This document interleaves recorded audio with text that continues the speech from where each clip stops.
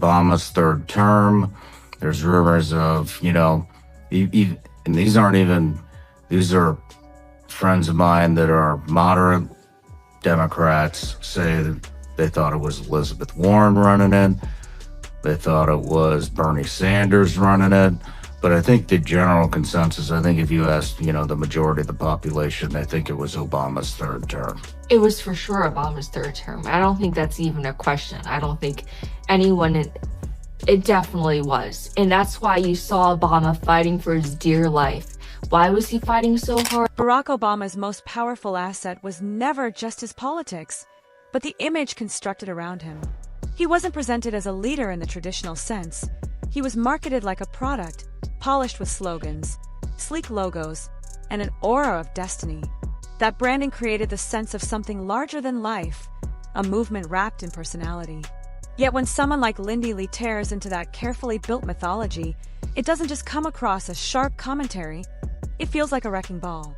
Once the layers of rhetoric, charisma, and celebrity glow are peeled back, what's left is not the grand visionary people were sold, but a figure whose actual record struggles to live up to the carefully managed speeches that sustained it. Well, I want to tell you now, having been to holiday parties in DC, people are pissed. And just echoing what Megan said, you're totally right. People are pissed at Obama. There are people who are now multi-millionaires as a result of the Harris campaign, and we know exactly who they are. And I just want to say that $500 million in advertising went to just 4 well-connected Democratic firms. This whole thing is deeply incestuous, and one of the firms is bully pulpit. Lindi Li doesn't just prod Obama's carefully managed reputation. She tears it down, brick by brick, exposing contradictions even his most devoted admirers sidestep. He was sold as a political savior, the antidote to cynicism, yet Li underscores the irony that he came to embody it. The soaring promises of transformation gave way to the safe maintenance of the status quo, and the myth of sweeping change dissolved into a polished routine of continuity. It definitely was. And that's why you saw Obama fighting for his dear life. Why was he fighting so hard in the fall? Because he was fighting for his fourth term. He was fighting for his own legacy. The relationship between Obama and Biden is most reminiscent of that between LBJ and JFK. JFK had little respect for Lyndon B. Johnson, but he picked him anyway because he wanted to win the South. He wanted to win Texas. He spoke of transparency while practicing secrecy. He promised unity, but presided over deepening divides. That gap between the myth and the reality is the heart of Li's critique, and it stings far more than any partisan jab. She begins with the central illusion, the notion that Obama was a daring reformer. The figure who rose on a campaign of hope and change ultimately left a legacy scattered with compromises, half-steps, and promises that never fully materialized. Was Obama around Hunter? Did you see anything? I don't remember seeing anything. Obama, one of the biggest casualties of the 2020 election, it's Obama. I agree. Yeah, and not just in the eyes of Republicans, but in the eyes of Democratic donors, like the people who matter behind the scenes. People are so fed up with Obama, and also the Obama consultants, Obama veterans. Guantanamo Bay never closed. The wars he pledged to end stretched on and even grew. The surveillance state didn't shrink under his watch, it expanded. Lindi Li draws the picture sharply. Obama's presidency was not about overturning the system but preserving it, trading bold promises for cautious maintenance. The ideals that electrified his campaign were steadily surrendered to the demands of political expediency. He wasn't the liberator his image suggested. He was the steward of an old order, dressed up in fresher packaging. Obama thought that Biden would eventually fuck everything up. And that's eventually actually what happened.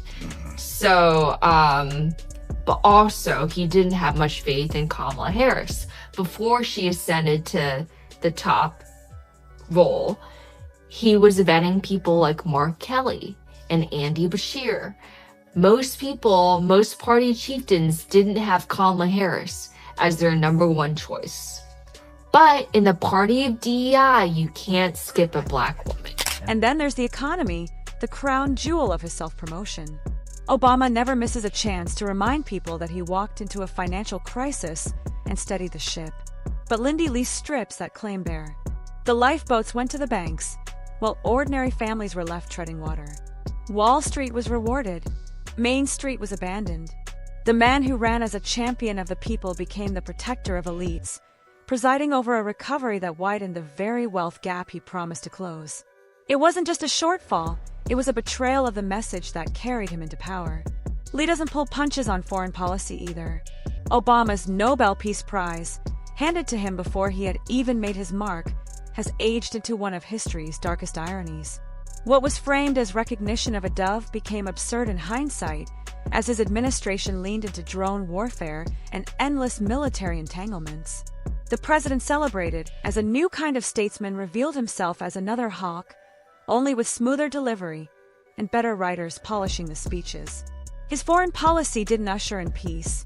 It kept the old machinery humming, just with a shinier coat of paint.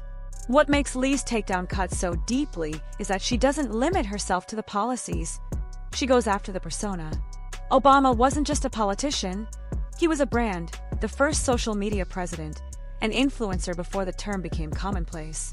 He mastered the art of self-presentation, the control of narrative, the weaponization of charm that made critics seem joyless and out of touch. But there's a limit to how long charisma can substitute for substance, and eventually, the sheen fades when the record underneath is too thin to support it. These people make so much money. You gotta remember that $500 million, which were advertising fees, went to just 4 well-connected Democratic firms, and all of them are run by Obama veterans. Wait, $500 million? $500 million. Advertising fees. Like TV ads. Like every time you know, like when you run political ads, whoever puts it up for you gets a percentage. Li strips it down to the blunt truth. Style over substance. A presidency propped up by applause, lines that dissolved into little more than sound bites, and eventually, a Netflix contract. Even that deal becomes part of her skewering, the perfect symbol of how a man once sold as a statesman turned his brand into an entertainment franchise. It wasn't a side project. It was the purest metaphor for his career. Less leader, more celebrity, with the Oval Office serving as a stage set before the Hollywood pivot. The boundaries between politics and show business didn't just blur under Obama, they disappeared altogether. And then comes the cult of personality, the shield that kept him insulated. His loyalists treat his record like sacred ground, propped up by nostalgia that makes serious critique feel forbidden. Scandals bounced off him effortlessly, vanishing before they could leave a mark. From the botched Obamacare rollout to the unchecked growth of surveillance, from stalled progress on race relations to the quiet failures buried under rhetoric, the pattern was the same. Accountability slipped away. Obama mastered the art of looking above the mess, leaving others to take the fall while he glided on the power of charm and deniability. What were they telling your mom? And how soon was it? After the election? Like a week or two. It wasn't at that point. I was just asking questions. Like, it wasn't even. I was like, what happened to the $2.5 billion we raised? Why did we spend it on Beyonce? Why did we spend 2.5? Why did we spend millions of dollars on Oprah? Like legitimate questions that needed to be answered. But the amount of hate I got for that was just overwhelming.